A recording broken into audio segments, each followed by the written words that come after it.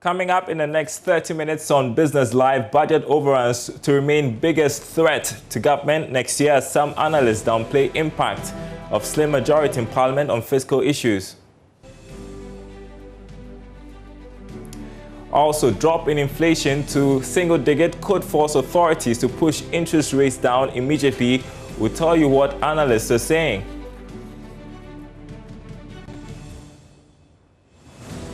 Also tonight, National Pensions Regulatory Authority to ensure first batch of Ghanaian workers retiring this year under the new Pension Act are not shortchanged. Thanks for being with us. Details after this break.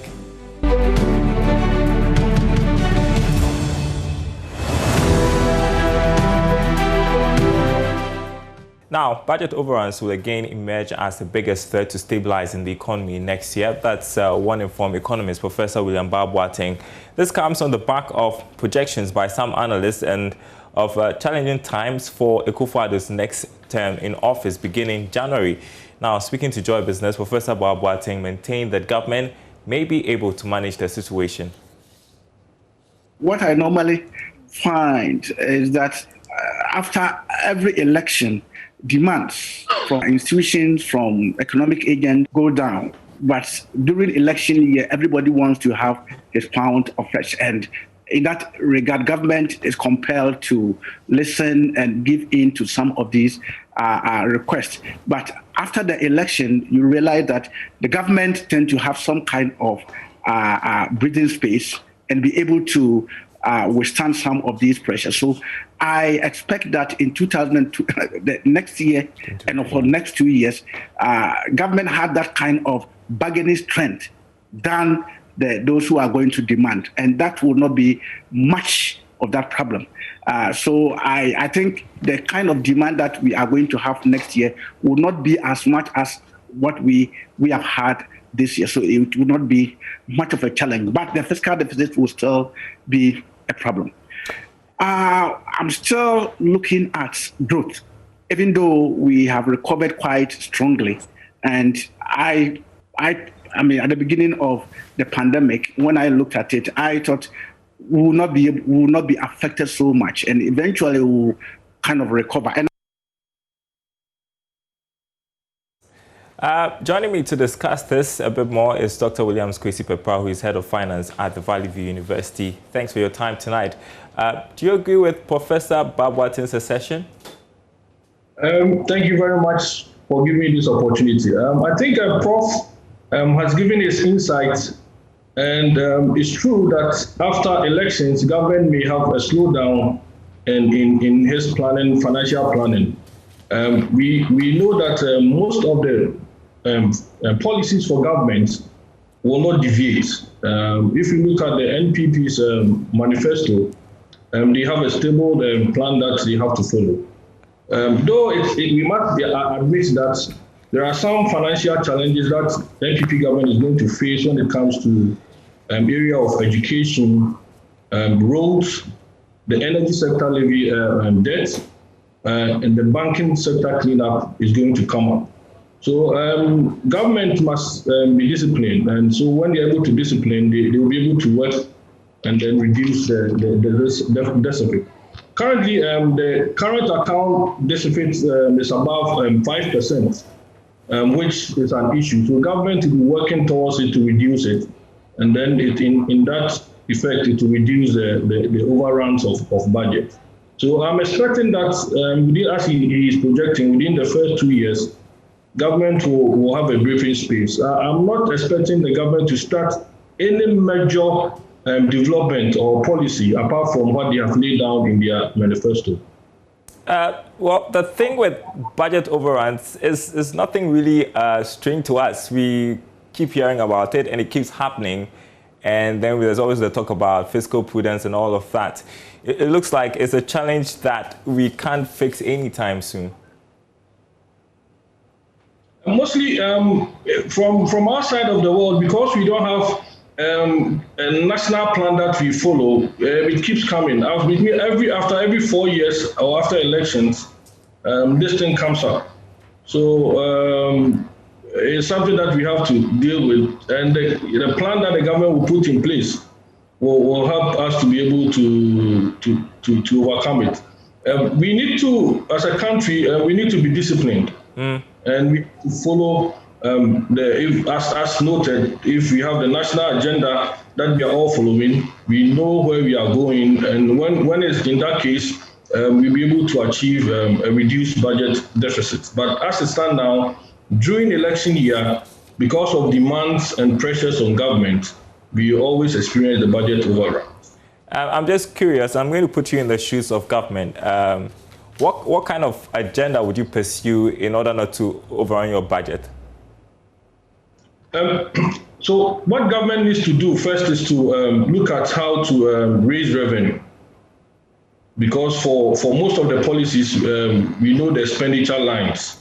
But the most important is where government is going to look at to raise revenues. I've been advocating for government to use most of the digital platforms to raise revenue. Yesterday, it was announced that mobile money usage increased by more than 51%. That is last year to this year, though we are in COVID. So government must focus on using all the digital platforms to be able to raise revenue. And is using the indirect form to get that. And when government is able to do that, it will reduce the deficit that we are facing. All right. So if I were the government, I'll focus on using digitization to reduce, to bring in more revenue.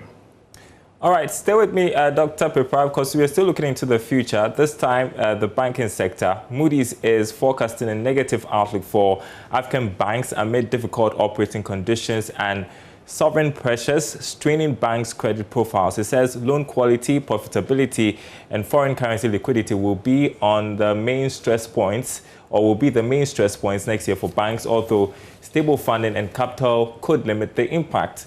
And so let's bring it home. How should Ghanaian banks respond to such a forecast? We know the impact of COVID, and we know what it has done to the banking sector. So if you look at what the central bank did, the central bank tried to ease some elements of, to bring in some liquidity into the sector.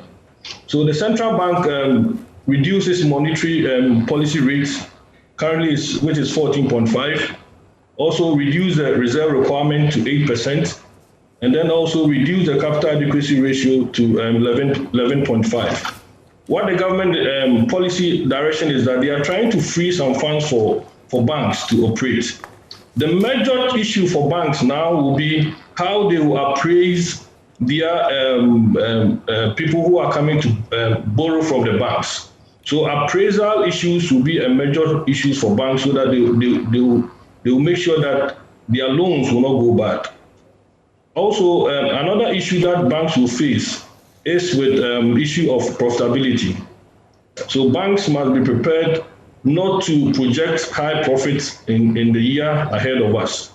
They must be also prepare their shareholders that probably dividend payment will become a challenge because of what is going to we are going to face in 2021. Banks who focus on transactional or relationship appraisal system, that is using relationship banking money practices, might be able to come out of this challenge because banks should not only focus on using the transactional based approach, that is doing analysis based on fundamentals or what the balance sheet tells them. Mm-hmm. We know we are in challenging times, so banks must focus more on using the relationship approach to assess their clients and be able to support them. And so, because you mentioned clients, let's talk about the implications if banks fail to tackle these challenges head on for the client or the viewer who is watching right now and for the banks as well. So for the client, the fear is that banks might change their investment strategy and invest more in government securities. So if you look at the Moody's, that is where they are saying, and we are afraid that crowding out effect might come. Instead of banks giving loans to support businesses, they will think that businesses are not going to make profit in 2021, so they will be forced to give money to government. So that is why government, using the monetary policy approach, trying to bring some liquidity to the banks, reduce some restrictions so that they will still apply the relationship process to be able to give some loans to some sectors so that the economy will go on. And so that is what I'm foreseeing in the coming year.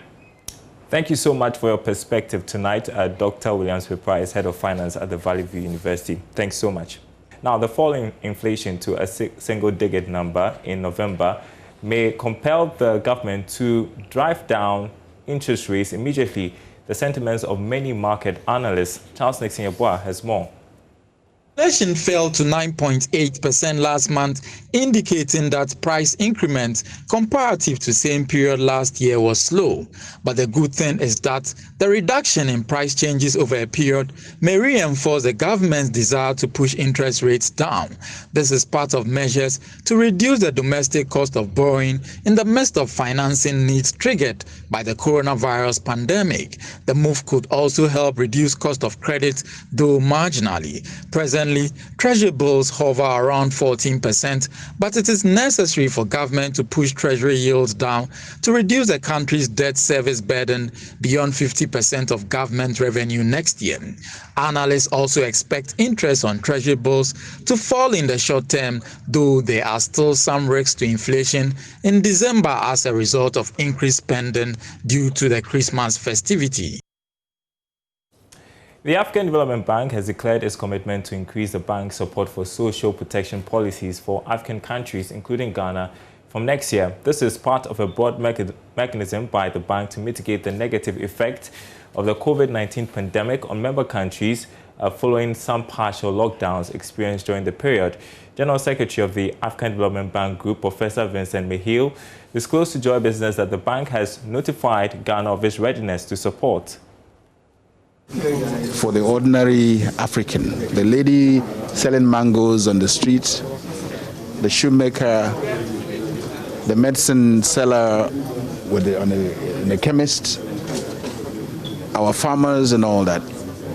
Of course, in bigger economies, when things of this nature happen, you see the trillions upon trillions of dollars that are approved to reach out to their people. They give them money, they pay for loss of income for a period of time. When economies are locked down, in a typical African environment, I wonder which economy you're going to lock down. Is it the one that happens in my village, or the ones that happens in Accra, or the ones that happens in your village? The people say, we're ready to die because if we don't sell the tuber of yam, I'm not going to feed my kids. So it becomes a very difficult situation. So social protection is one area that COVID has shown that Africa needs to pay more attention. And the bank is really going to use the spirit to engage with member countries on a number of things, on how to deal with the situation that will cushion the effects of similar circumstances when they do arise in the future. Let's talk pensions, shall we? The National Pensions Regulatory Authority is vigorously monitoring all pension trustees to ensure that the first batch of Ghanaian workers who are retiring this year under the new Pension Act are not shortchanged, but rather paid promptly, adequately and fairly. According to Chief Executive Hayford Atta-Kofi, the authority is working with government and other stakeholders to ensure that the teething challenges facing the payment of the pension benefits are addressed immediately. He was speaking at the 10th anniversary dinner and awards night of the NPRA. The NPRA has since 2010 been implementing the three-tier pension scheme to enhance retirement benefits. They include mandatory basic national social security scheme, a mandatory occupational pension scheme that is fully funded and privately managed, and the voluntary provident fund and personal pension scheme. Speaking at the 10th anniversary dinner and awards night of the NPRA, Mr. Atta-Kofi said his outfit had grown and expanded rapidly in his 10 years of service. 10 years of pension reforms have recorded many gains for workers in this country. The reforms also made provision for many more people in the informal sector who would not have enjoyed any form of pension to benefit, to now enjoying pension benefits. Mr. Chairman, ladies and gentlemen, the reform brought about the first-tier mandatory basic national social security that would incorporate an improved system of the SNP benefit mandatory for all employees, both in the private and the public sector. And it also included a second-tier occupational, or I should say work-based pension scheme, mandatory for all employees, but privately managed, and designed primarily to give contributors a higher lump sum benefit than presently available under Cap 30 and the old SNID pension scheme. And finally, a third-tier voluntary provident fund and personal pension scheme supported by tax benefit incentives to provide additional funds for workers who want to make voluntary contributions to enhance their pension benefit, and also for workers in the informal sector. Mr. Takrofi later told Joy Business on the sidelines that, though COVID-19 had impacted on its business, investments have not been affected. Generally, the beginning of this year, we were hit by COVID-19, which has had impact on all operations globally. We expected some kind of effect that this would have on pension funds. But of course, in the course of the year, we've been able to implement the three-tier pension scheme, which first retirees came out into retirement in 2020. We've been able to effect benefit payments, of course with some difficulties. So far, some pension funds that we expected growth for, obviously because of COVID-19, may not have grown to the extent that we expected. But by and large, the pension industry has been stable, even in the circumstance that COVID has had on our economy. So far, I would say, so good. We expected some investment returns to actually not meet the expected target. But of course, that fear was from the very early onset of COVID-19. But by the end of the second quarter, we had been able to bounce back, and I would say investments have not been affected as it was initially feared. So far, we have met a good number of our targets. But of course, it would have been better without COVID-19. Ex-President John Agyekum Kufuor was honored for initiating the country's pension reforms in the year 2008. Now, MTN mobile money agents caught in fraudulent activities will have their contracts terminated. According to General Manager for MTN Momo Operations, Elihene, fraudulent Momo transactions affect the sustainability of businesses. He expressed this concern at the MTN Mobile Money Awards ceremony held over the weekend. Forward, General Manager for MTN Momo Operations, Elihene, says MTN will intensify education, technology and partner with the police to eliminate such acts. However, he urged customers to take responsibility to prevent granting fraudsters the opportunity to access their monies. We have continued our education around fraud, because you mentioned it. It's very important for us. If there's anything that gives me sleepless nights, it is that. And we've, over the period, invested heavily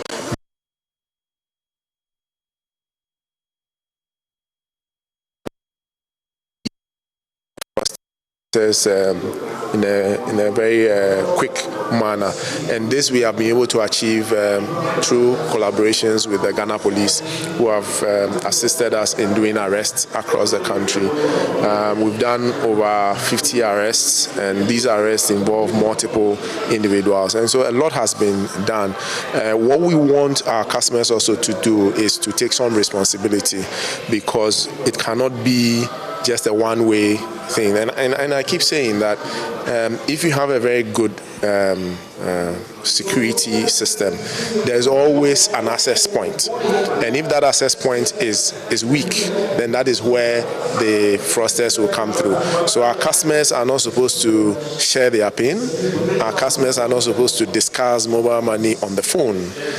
If you have any concern, call our call center or walk to our branch, and nobody can do a transaction on your behalf. National Deputy Public Relations Officer for Mobile Money Agents Association, Joshua Edmondson, called on mobile money agents across the country to join the association to enable it to protect their interests, especially against fraud and robbers. He commended MTN for making agents a priority by providing a life insurance. We commend them for that, and as Oliver Twist said, we always ask them for more.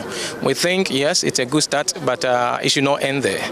There are more they could add to it, because we think that the package, yes, though it's good, but I think we could still do more. I would like to encourage all mobile money agents across Ghana to make sure that they go onto our website to register with us, because the truth of the matter is now you hear so much insecurity in the system. People are frauded, armed robbers are always on us, because now you see the banking system is gradually changing, and now we are going to the e-banking, and the mobile money agents, the mobile interoperability.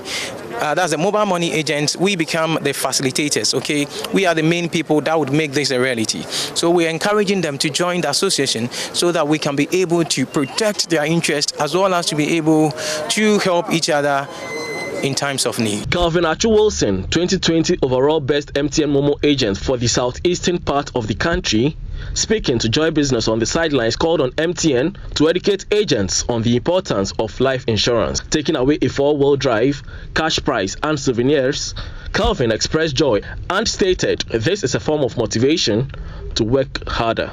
Life insurance is very good, but what I think they have to do now is to maybe educate the agent, for them to understand what is really the life insurance, because most of the time if you don't go near the agent, they explain to them what really it is, they may not understand. I'm also overwhelmed. I'm happy. I think we are doing the mobile money business for almost 10 years now, and we work hard. We have been working hard, and we knew that one day this will come. Emma Davis report for Joy Business. Turning next to tonight's edition of Money Lab, Executive Director of Financial Literacy for Africa, Dr. Richmond Kwame Frimpong, educates us on how to achieve financial independence.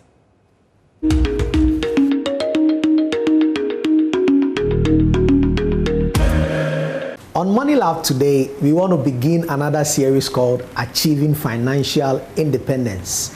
This topic is quite important, especially because of how this very year has been. It has been a very difficult year for many people, and it makes this topic even more important.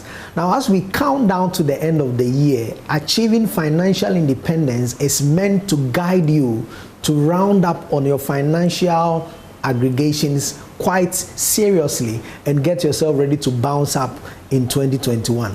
Today, one thing we want to learn is to do very well to make sure that you make investment an expense on your expense list. As we round up the year, we'll be getting ready to spend for Christmas, among other things. But if you want to achieve financial independence, then make investment an expense. Basically, that is to say that just as you are planning to spend on other consumables, plan to spend on an investment account so that you can spend after you have invested instead of vice versa. Join us tomorrow as we walk you through how to achieve financial independence, even as we round up the year.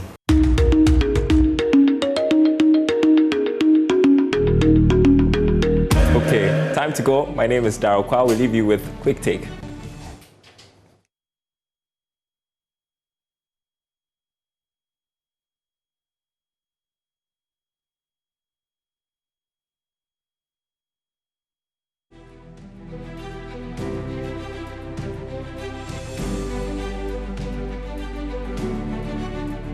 Indeed, I had a chat with the Minister Godan. We had a very healthy discussion. I need to follow up. And they're also trying to get ahead of the game, because you have these SOEs, you as a supervisor or an oversight body trying to manage them. They create other companies. So sometimes even managing them is difficult, and they have their babies to manage or their subsidiaries to manage. And because you don't also have, you don't have to control. That's not your job. Your job is to make sure you have an oversight and their finances are in order, their priests are in order, their HR matters, IT, technology, everything. But they have the responsibility to manage in a way that they find fit and make profit and pay you dividend.